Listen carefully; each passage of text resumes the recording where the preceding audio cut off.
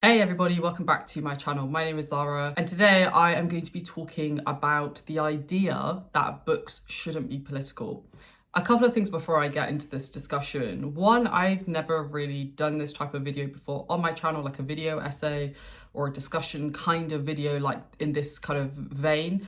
Not because I'm not interested in it, I am, but I normally talk about these types of things either with my Patreons, my friends, my family. But I think there's a point where something irks you so much that you have to kind of talk about it in a way that maybe widens the conversation. And given that I do actually have a booktube channel, and on this channel we do talk all things books, then I thought, you know what, it kind of makes sense for me to film this video. There are two other things that I want to mention. The other thing that I want to mention is that I feel like books as a concept and what they bring to the world is actually quite a heightened discussion. There's a lot of emotion involved. And I think I understand why, and I'm sure I'll come on to this a little bit later on, but I think just before I get into this video, you know, if you disagree with me or you agree with the person who made this claim, then fair enough. Like, that's fine. Like, we're more than entitled to have our own opinions. And this is just one opinion in a sea of opinions. So please do keep that in mind. I'm not here to dismiss anybody. I'm here to just give my perspective on it. Like any discussion should have multiple perspectives. The third thing that I will mention as well before I go into this video, and I do just also want to say this is not going to be super structured or anything. Like, this is literally just some thoughts that I jotted down over the past couple of weeks. And there's probably going to be things that I miss. There's probably going to be things that I change my mind on, and that's fine. Like, this is just my view at this particular point in time. The other thing as well is that I think why you read books, like the reason why you read books is really important to this conversation. And everybody probably has very different reasons as to why they read. I read for two reasons. I read because it opens my mind to parts of the world, to different cultures, to experiences that I myself have not experienced and probably sometimes will never experience. I've talked about this before about certain books that, as an example, Aristotle and Dante Discover the Secrets of the Universe is just such a beautiful book. It's one of my favorite books. And the reason why it's one of my favorite books is not only because it's beautifully written and it has some really compelling characters in it and the thematic work is excellent, but it opened my eyes to a certain group of people that I will personally never have any experience of because I'm straight.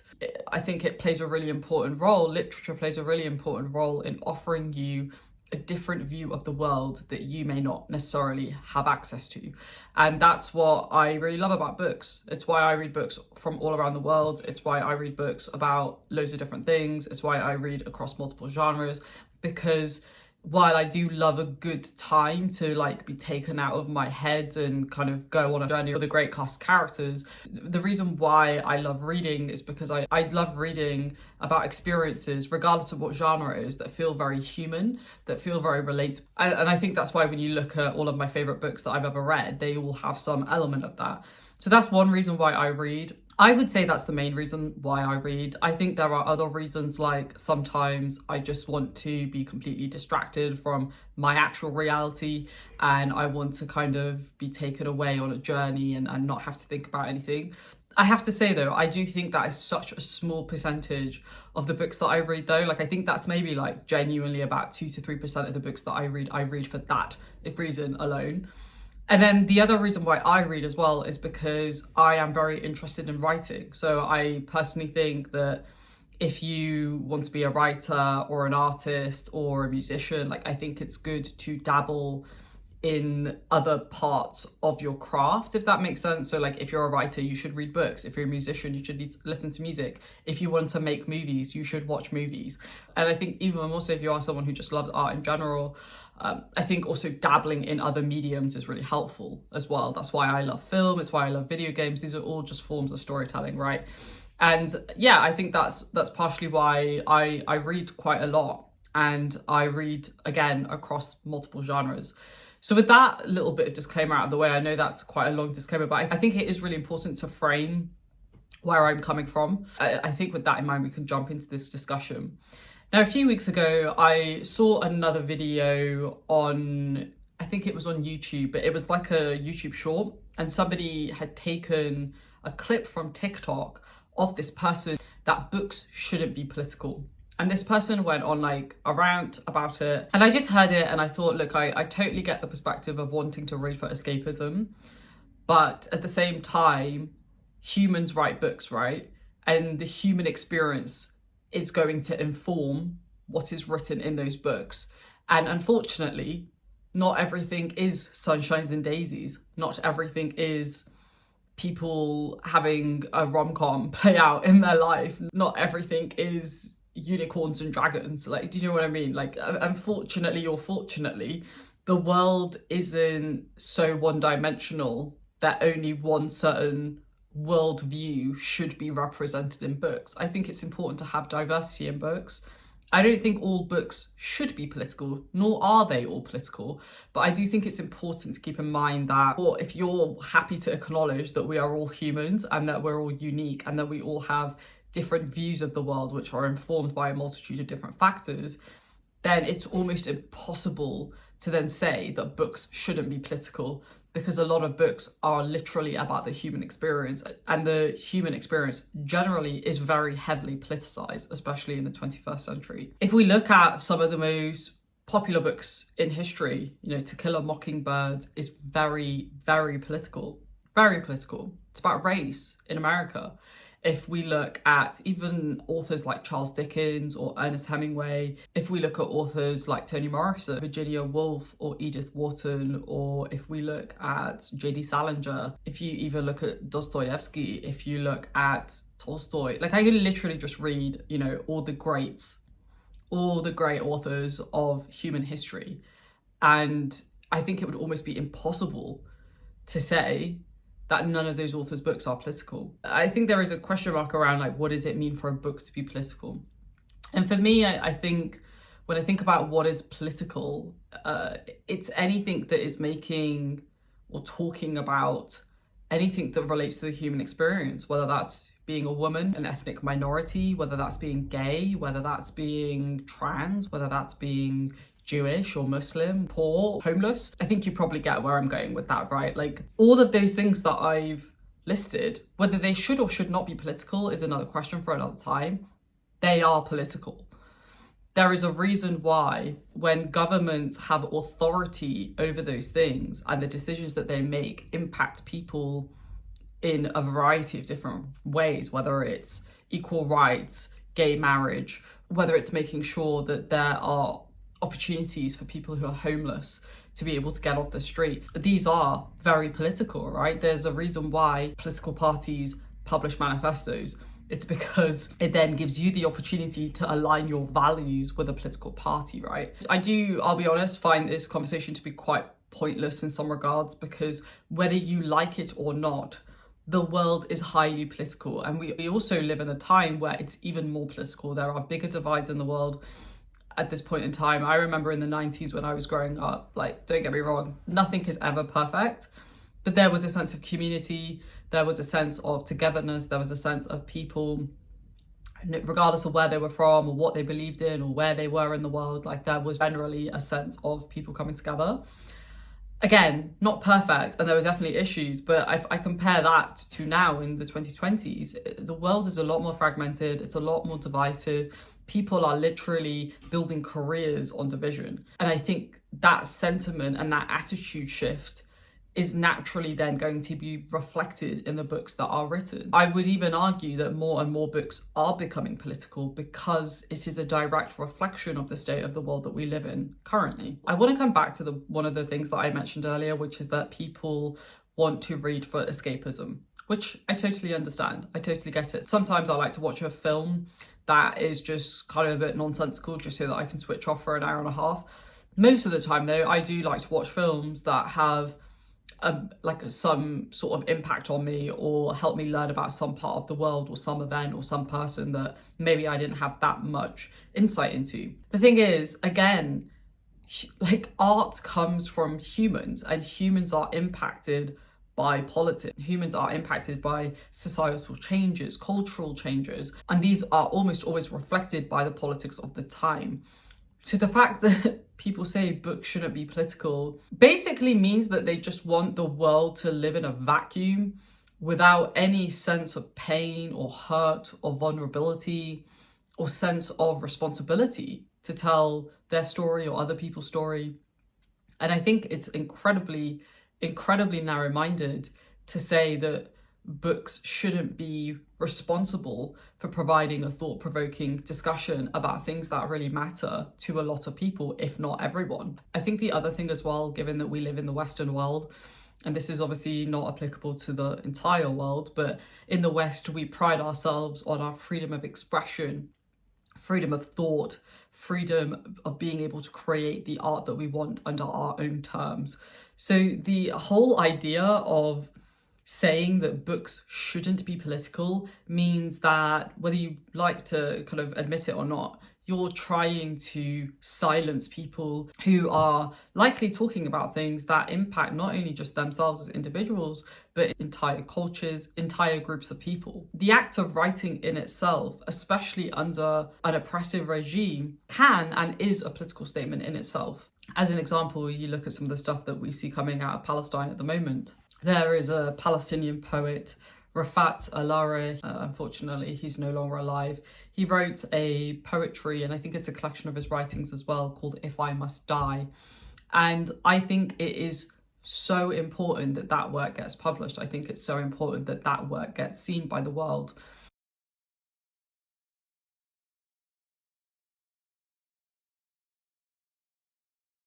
Because it is an indictment of the system in itself, that a person who is going through the most unimaginably horrifying acts, and the idea that that writing will be seen by the world and that they will hopefully be heard by some small part of the population, right? And so I think the very act of writing, you know, obviously if it's like a rom-com, maybe not, I don't know, it kind of depends what the rom-com is, I guess. But if it's somebody who's sharing their experience under an oppressive regime, that in itself is a political act and should be celebrated. It should be encouraged. That's not something that we should be looking at and saying, oh, that shouldn't be political. It's just ridiculous, isn't it? Like when you look at it in the context of the actual real world and what people are going through and what we're seeing that's happening in the world today. There's also a reason why that the books that tend to be banned generally are quite political, and it's because they provide an insight into a certain group of people, whether that's a country, a specific regime, or a specific individual.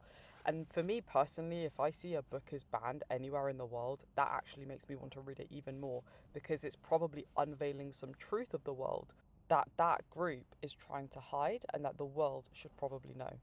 While I totally understand the need to, you know, read fluffy stuff, like that stuff will always be there. But I think it's really important that we have works that actually reflect the real human experience, because that is what brings us together. Like I genuinely do believe that. I think when you read a book from somebody in Palestine, or you read Anne Frank's diary, or you read books of prisoners of war in China and Japan, like there's a reason why these things resonate, and it's because people, I think, are often looking for ways to find empathy in a world that often feels like it's not very empathetic. That's why books should be political. Not only does it help educate you about the broader world, but I do really believe that it helps build empathy, it helps build a sense of community, even though the subject matter often can be very difficult and sometimes forces us to look at ourselves in a way that maybe we weren't ready to. And I think generally, books that have some sort of a political angle are the ones that do that more. As somebody who reads across genres, and as I mentioned, I would say like maybe 2 to 3% of what I read is not political or apolitical, but the works that I do read, it's because I want to feel a sense of togetherness with the person who's written the book, but then also the people who have also read the book and taken something from it. So look, long story short, literature is a reflection of the human experience. It is a literal reflection of society. Society is never wholly good for everybody, right? So there's always going to be something that is kind of at the top of the conversation, and rightly so. Books can be used to challenge injustice. Books can be used to call out events, people, things that have happened in the past that have been incredibly destructive and should rightly so be questioned as to why they happened in the first place. You look at people like George Orwell or Margaret Atwood and even Chimamanda Ngozi Adichie, like it's really important that we have literature that reflects the injustices and the crimes that are happening around the world, in my opinion. As I mentioned, the main reason why I read political literature or literature that has some sort of a political lens expands your perspective. It opens your world up to other perspectives in the world, and I genuinely believe that's only a good thing. Everything that happens within here and here, whether you like it or not, is political. Like, it is political. Almost every thought that you have is probably underpinned by some element of politics, some branch of politics. So again, unless you want like actual robots to be writing your fiction, it's almost impossible to separate the political from the personal. There's one other thing that I just want to add, and that is that not every book that has a political lens is written with the intent of writing a so-called political book. So that just goes to reinforce that politics is so embedded into our culture, into our everyday lives, and into ultimately the human experience. And then lastly, freedom of expression, right? If we really want to celebrate freedom of expression, then people should be able to write what they want, when they want, how they want. And if it happens to be political, then so be it. So there we have it. Those are my kind of initial thoughts about this topic. I genuinely find it quite mind-blowing that people think books shouldn't be political, given the political landscape that we're in right now. I can see the other side of that argument, which is because the political landscape right now is so divisive that people just want escapism. But writing reflects generally the human experience, and unfortunately the human experience right now for a lot of people is not great, and that's going to be reflected in the writing that we see published over the coming years and decades and centuries. I'm really curious to hear your thoughts on this topic. Again, this is just some initial thoughts. I'm sure as people write comments, I'll have some more things to add, and I'm almost certain that I missed some bits out, but I just felt the need to kind of talk about this a little bit because it's a topic that I'm personally very passionate about, and I think it's important to have like a well-rounded discussion about this topic because we all come from a different place, we all have different political views as well, we all have different reasons why we read books, but I think the idea that books shouldn't be political is very, very narrow-minded.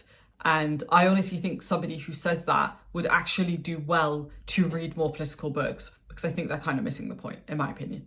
So there we have it. I'm going to stop there. Let me know down below what you think on this topic. Do you think books should be political? And I'm not saying all books. I'm just saying, do you think books should be political? If you do, let me know your comments. And if you don't, also let me know your comments. I'm really curious to hear them.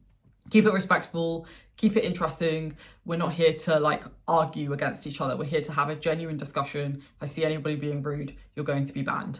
So there we go.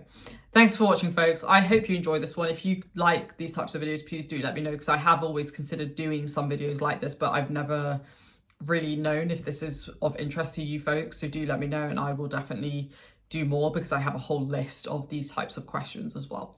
Thanks for watching. If you like this video, please do give it a thumbs up, and I will see you in my next one. Bye.